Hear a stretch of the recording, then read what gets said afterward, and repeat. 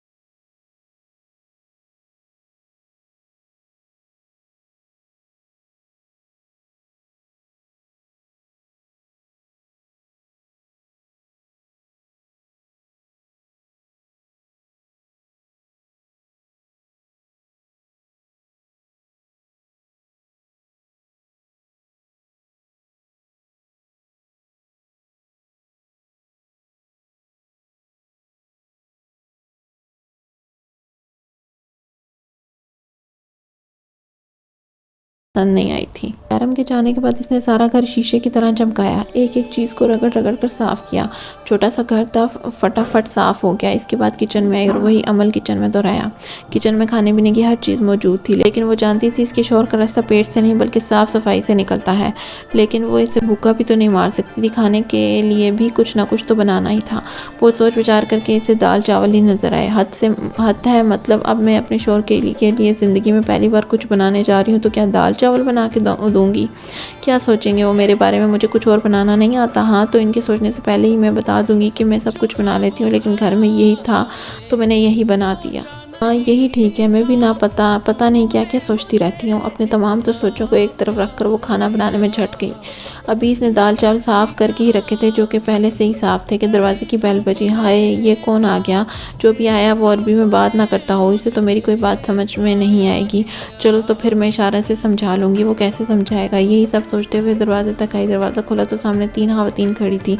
अस्सलाम वालेकुम, हम आपके पड़ोसी हैं, ये साथ वाले फ्लैट में रहती हैं। एक औरत ने मीठे लहजे में कहा। वालेकुम सलाम, आए अंदर आए। इसने उम्मीद ना की कि दुबई में उर्दू में बात करने वाली कोई औरत इसे मिलेगी। बेटा, आपको पहले कभी यहाँ नहीं देखा। वो लड़का जो इस फ्लैट में रहता है, इसको हम अक्सर आते जाते देखते रहते हैं। आप आज ही आई हैं क्या? दूसरी औरत ने इसे सवाल किया। ये आंटी, मैं कल आई थी, मैं इनकी बीवी हूँ, शादी के बाद पहली बार यहाँ आई हूँ। इसने फ़ोन पर निकाह वाली बात खुल कर के बताया। अच्छा, बहुत अच्छी बात है। बेचारा वैसे भी अकेला रहता था, अब तुम आ गई हो तो बेचारी की तन्हाई हट जाएगी। वो औरतें इसे बातों में लगा के इधर उधर की बातें बताने लगी और कुछ ही देर में इसे ये भी बता दिया कि बिल्डिंग के कौन कौन से घरों में नहीं जाना, कौन सी औरतें अच्छी हैं और कौन सी औरतें अच्छी नहीं। वो भी सबकी बातों को ऐसे ज़हनशीन करी थी जैसे वो हर किसी के घर में जाने वाली हो। बल्कि तुम ऐसा करने के कल हम एक पार्टी रखेंगे, इसमें हम बिल्डिंग की इन सब औरतों को बुलाएंगे जिनके साथ तुम उठ बैठ सकती हो। तुम्हारी उम्र की भी लड़कियां होंगी वहाँ। जी आंटी, मेरे शौहर आ जाए, मैं इनसे पूछ कर आऊँगी। हमारी बिल्डिंग में भी शौहर की इजाज़त से आया जाया करोगी। खैर, वो मना तो नहीं करेगा, लेकिन फिर भी तुम पूछ लेना, मगर आना ज़रूर। हम तुम्हारा इंतज़ार करेंगे। और थोड़ी देर मज़ीद बैठ कर चली गई। या अल्लाह, अब क्या अम्मी और आपी की तरह मेरी भी सहेलियाँ होंगी जो घर आया करेंगी। हाय, कितना मज़ा आएगा, क्या खाक मज़ा आएगा। ये सब तो मुझसे इतनी बड़ी हैं। हाँ, लेकिन इन्होंने ये भी तो कहा है वहाँ मेरी उम्र की भी लड़कियाँ होंगी। तेज़ से प्याज काटती वो होती बड़बड़ा रही थी। आज सुबह से ही यारम लैला के हाथ नहीं लगा। वो अपने काम निपटाता रहा और लैला बन पानी मछली बनी रही। इसे सारी रात ये सोच कर नींद नहीं आई कि वो दोनों एक साथ एक फ्लैट में हैं। जबकि ये बात लैला से छुपी हुई नहीं थी कि किसी किस्म की लड़की यारम को अट्रैक्ट नहीं करती, लेकिन फिर भी यारम था तो मर्द की कैसे हो सकता है कि इतनी खूबसूरत मासूम लड़की इसके पास हो और वो बिल्कुल भी इसमें दिलचस्पी ना ले। लेकिन वो मुझसे ज़्यादा खूबसूरत तो नहीं, मैं क्यों इतनी खौफज़दा हो रही हूँ वहीं इस लड़की के लिए जिससे सिर्फ डेवल बचाना चाहता है। शायद मैं कुछ ज़्यादा ही सोच रही हूँ। वो लड़की तो वैसे भी कुछ ही दिनों में चली जाएगी, बस इसके घर वालों के बारे में पता लगने की देर है। वैसे भी वो लड़की शादीशुदा है। डेवल किसी शादीशुदा लड़की में कभी भी दिलचस्पी नहीं लेगा। लेकिन वो लड़की सारा दिन इसके घर पे क्या कर रही होगी? वो साथ साथ तेज़ चलती हॉल के चक्कर काट रही थी और साथ साथ बड़बड़ा रही थी। चल के देख लेते हैं, शॉफ ने कहा। तुम्हारा मतलब है डेवल के घर चलते हैं? हाँ, मेरा मतलब है डेवल के घर चलते हैं। हम डेवल को कहते हैं कि आज हम चारों साथ डिनर करेंगे और साथ इस लड़की को भी ले लेते हैं। यकीन करो, डेवल का इस लड़की को भूखा मारने का कोई इरादा नहीं होगा।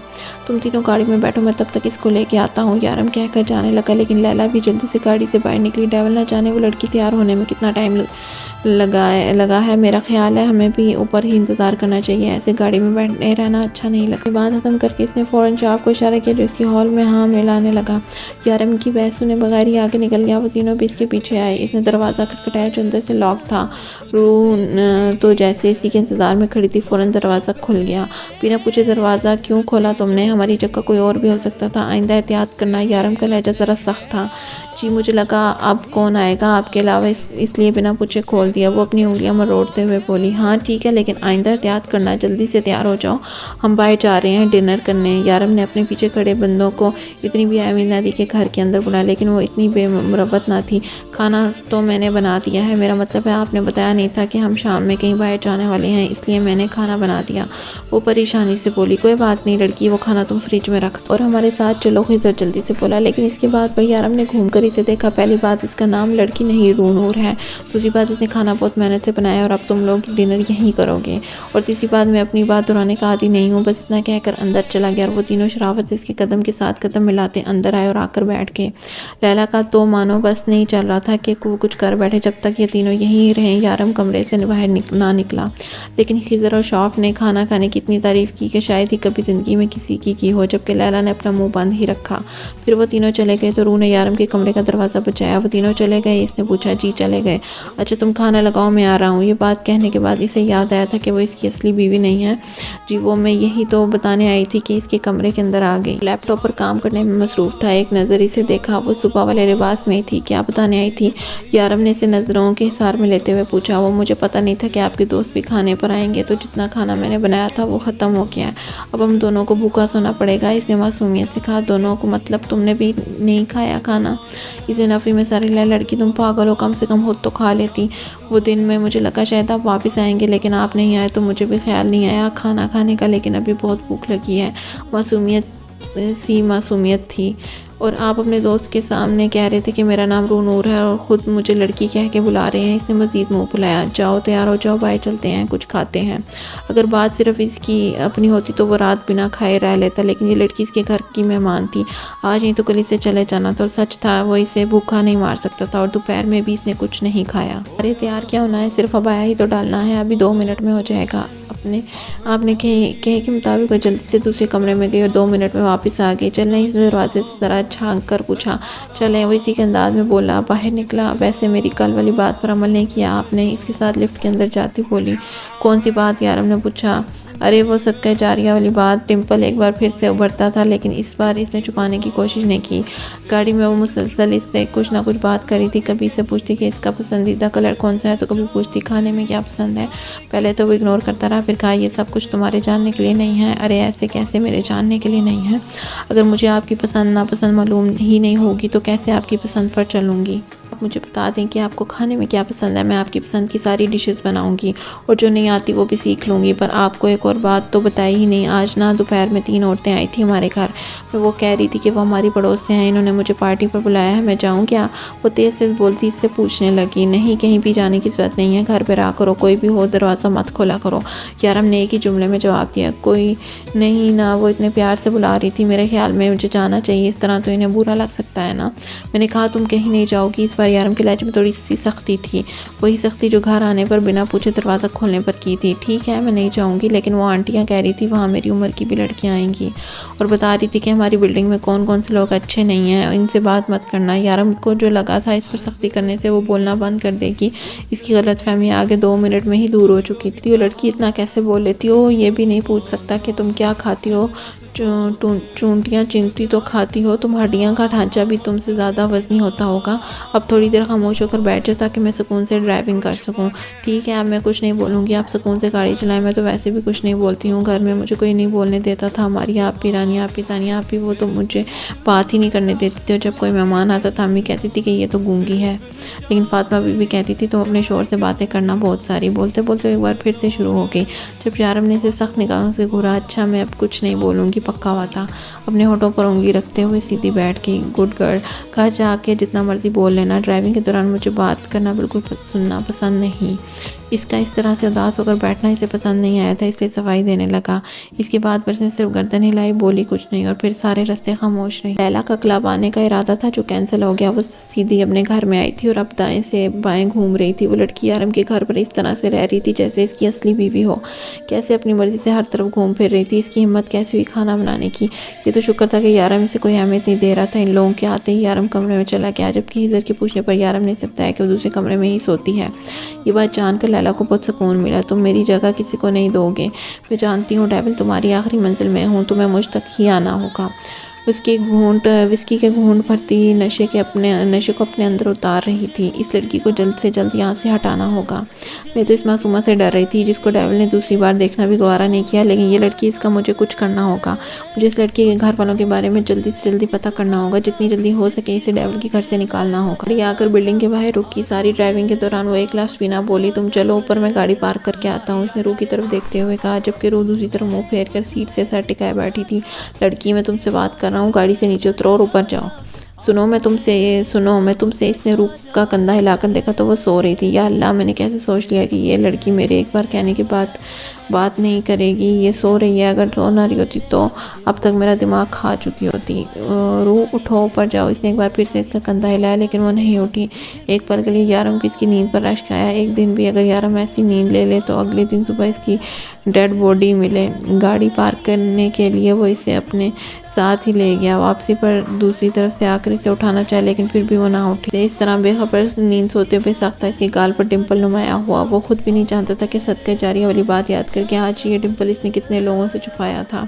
اسے یاد بھی نہیں تھا کہ روح کے آنے سے پہلے وہ کب آخری بار مسکرایا تھا۔ اس نے آہستہ سے روح کو اپنے بازو میں اٹھایا، ریموٹ سے گاڑی لاک کی، اسے لے کر لفٹ میں آیا اور اپنے فلیٹ کا بٹن پریس کیا، لیکن اگلے ہی پل نظر روح کے چہرے پر پڑی جہاں شرارتی سی مسکان کھلی تھی۔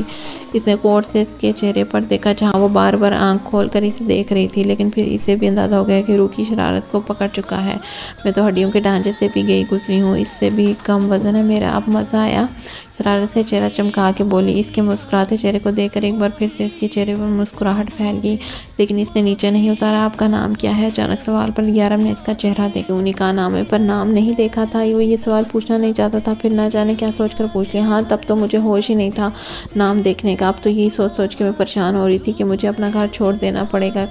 آپ کے دوست آپ کو کیا بلاتے ہیں؟ ہاں، ڈیول۔ یہ کیسا عجیب سا نام ہے؟ پہلے تو میں نے سوچا، پھر سوچا ہو سکتا ہے آپ کا نک نیم ہو، ایسا عجیب سا نام تو کوئی والدین نہیں رکھتے۔ بتائیں نا، یہی نام ہے آپ کا ڈیول؟ ہاں، یہی نام ہے میرا۔ آپ بالکل خاموش ہو جاؤ نہیں تو یہی پھینک دوں گا۔ نہیں، پھینکنے کی ضرورت نہیں ہے، آپ مجھے نیچے اتار دیں، وہ جلدی سے بولی، کیونکہ اپنی شرارت کے وقت اسے یاد نہیں آیا تھا کہ وہ اس کی باہوں میں کتنا شرمندہ ہوگی۔ وہ تو بس اپنا بدلہ لینا چاہتی تھی، بس اسے بتانا چاہتی تھی کہ وہ ہڈیوں کا ڈھانچہ نہیں ہے، لیکن تب اس بات کا احساس نہیں تھا کہ وہ اس کے اتنے قریب ہوگا۔ اس شخص کو کچھ پل کی غربت اسے ہوش حواس سے بیگانہ کر رہی تھی۔ یقیناً یہ شخص اس کا ہو گیا تو وہ تو مر ہی جائے گی۔ یارم نے نہ تو اسے نیچے اتارا، نہ ہی اس کی شرمانے کا کوئی اثر لیا۔ اس نے گھر کا دروازہ کھولا اور اسے آ کے صوفے پہ بٹھا دیا۔ یہاں بیٹھو آرام سے اور میری بات سنو۔ وہ اس کے سامنے آ بیٹھا۔ کچھ کھایا پیا کرو ورنہ جتنا تمہارا وزن ہے نا، ہوا اس سے اڑ جاؤ گی، اور تم اس طرح سے اکیلی باہر مت نکلنا، یہ نہ ہو کہ ہوا تمہیں اڑا کے کہیں لے جائے اور میں تمہیں ڈھونڈ بھی نہ پاؤں گا۔ اپنا ڈمپل چھپاتے وہ اٹھا اور کچن میں آیا۔ وہ دو کپ چائے بنائی اور ایک کپ لا کر اس کے سامنے رکھا۔ وہ جو حیران و پریشان سوچ رہی تھی، اس سے اپنا بدلہ لے چکی ہے، وہ سب دھرے کا دھرا رہ گیا۔ وہ تو ابھی بھی اس ہڈیوں کا ڈھانچہ کہہ رہا تھا، بلکہ اب تو ہوا میں اکیلے نکلنے سے بھی منع کر رہا تھا۔ اللہ کرے میں اتنی موٹی ہو جاؤں کہ آپ میری ایک پھونک سے اڑ جائیں، کیا میں اسے بددعا سمجھوں؟ وہ جو آرام سے ٹانگ پہ ٹانگ رکھے بیٹھا تھا اسے دیکھ رہا تھا، پرسکون انداز میں بولا، نہیں، میں تو کسی کو بددعا نہیں دیتی، بہت اچھا کرتی ہو، اب جاؤ تم روم میں آرام کرو۔ اسے حکم دے کر اپنا لیپ ٹاپ اٹھایا۔ وہ اس سے زندگی سے باہر آیا تھا جس میں وہ جینا نہیں چاہتا۔ وہ جانتا تھا ایک سیدھی سادھی زندگی اس کی منتظر نہیں ہے، وہ ایک ڈان، بے گناہوں کا بادشاہ، ایک ڈیول شیطان، یہی اس کی حقیقت۔ وہ عام لوگوں کی طرح ایک عام زندگی نہیں گزار سکتا۔ یہ لڑکی جتنے سالوں کے بعد اسے یہ بتانے آئی تھی کہ وہ انسان ہے، ہنس بول سکتا ہے، کسی اور کی مانت تھی، کسی اور کی بیوی، وہ کیوں اس کی طرف کھنچتا جا رہا تھا؟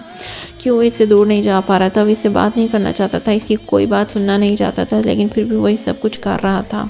آپ مجھ سے محبت کرتے ہیں؟ وہ اپنا لیپ ٹاپ نظریں جمائے سوچوں میں ڈبویا ہوا تھا جب اسے روح کی آواز سنائی تھی۔ نہیں، اس نے بڑی صفائی سے انکار کیا۔ پھر اس کے چہرے کے تاثرات دیکھنے لگا۔ اب میں ہر نماز کے بعد دعا کروں گی کہ آپ کو مجھ سے محبت ہو جائے۔ وہ اداسی سے بولی، شاید اس کے رویے سے بھی اندازہ ہو چکا تھا کہ وہ اس سے محبت نہیں کرتا۔ مت کرنا روح، ایسی غلطی سے بھی مت کرنا، کہ اگر مجھے تم سے محبت ہو گئی نا تو دنیا کی کوئی طاقت تمہیں مجھ سے الگ نہیں کر پائے گی، تم خود بھی نہیں۔ اگر مجھے تم سے محبت ہو گئی نا تو تمہاری زندگی میں سوائے پچھتاوے کے کچھ نہیں رہے گا، تم ہر روز پچھتاؤ گی مجھ سے محبت کرنے پر، لیکن تمہارے پاس رائے فرار نہیں ہوگا۔ وہ بولتے بولتے صوفے سے اٹھ اور دوسرے